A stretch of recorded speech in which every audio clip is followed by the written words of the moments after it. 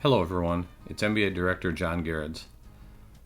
It was brought to the attention of the State Board that you've started seeing an uptick in scam emails asking for gift cards. Unfortunately, these scams are and have been a part of our world for quite some time. We're sending this out with the hope that we can educate you so that you or members of your local baseball associations do not lose your hard-earned money in a scam.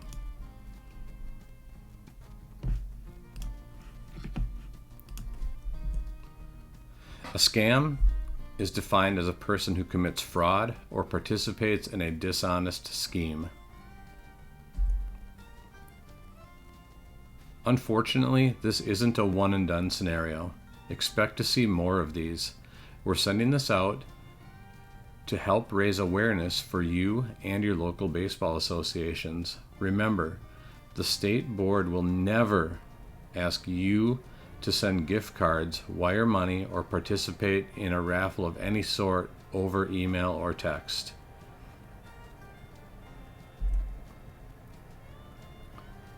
Gift card scams cost consumers nearly $150 million in 2021. These crimes often go unsolved because the crimes are committed by organized crime syndicates overseas. This is a particularly sad crime because the victims rarely recover their money and the criminals tend to prey on the elderly. Nearly 20% of fraud reports are from victims aged 50 to 59, and the median amount of money lost is $1,000.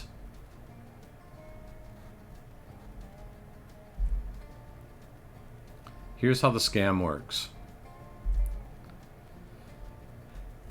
So you're likely to receive an email from a state board member or a member of your local baseball association. It looks and sounds pretty legitimate, but there are a few things that should set off alarms in your head.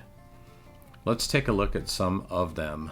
Remember, if you sense that this could be a scam, never reply.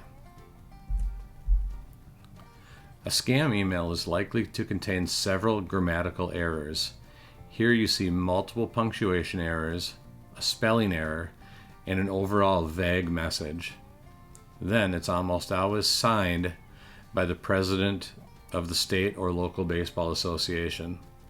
Now, keep in mind, scammers will also try to pretend to be your boss at your place of employment. This isn't just limited to amateur baseball.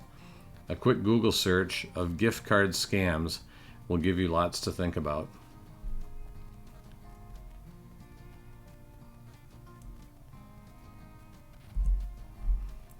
One good indicator to tell if the email is legitimate or not is to look at the actual sender of the email. Notice, this has Mark Forsman's name on it, but is that the information we need? It's not. A scammer can put any name in there, so we need to look just a bit further. Notice the email address to the right of Mark's name. That is not Mark's email address. Also notice that they put a vague subject in the subject area of the email. This is a classic tactic used by the scammer to draw your attention to the email. While it is possible that scammers can hack into a person's email and send emails, the method above is the one that happens much more often because people tend to only look at the name rather than the actual email address from the person who's sending the email trying to scam you.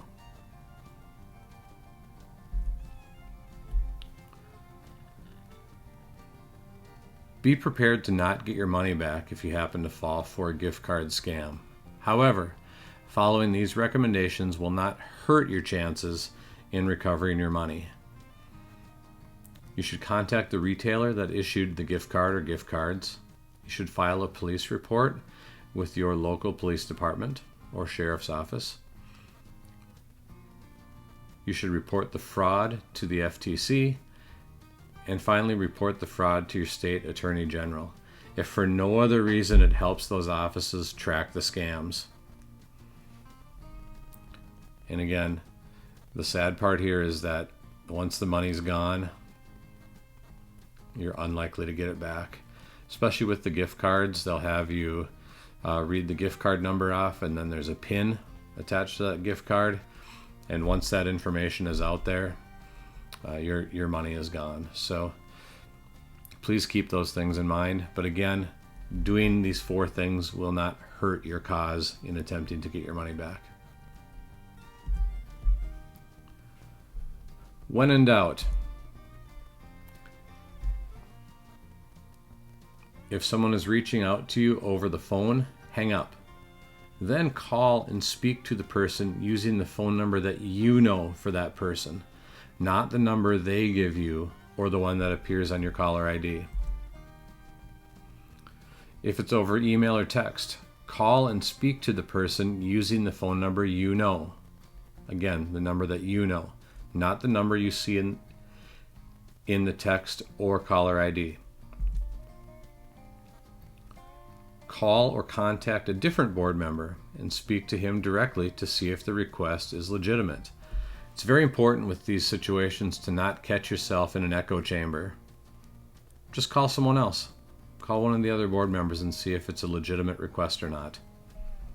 And again, call using the numbers that you know, not the ones the scammers give you. And then finally, never reply to the email or text. All that does is confirm to the scammers that they found a legitimate email address. If you know how to block the number or report the email, do it. While it might seem like a good idea to reply and tell the scammer what you think of them, it's really not going to get you anywhere, again, other than confirming that they found a legitimate email address. So, best advice, block the number, report the email, and move on. Thank you for taking the time to watch this presentation. We hope you, members of your family, or members of your local baseball associations never fall victims to any of these scams. Good night.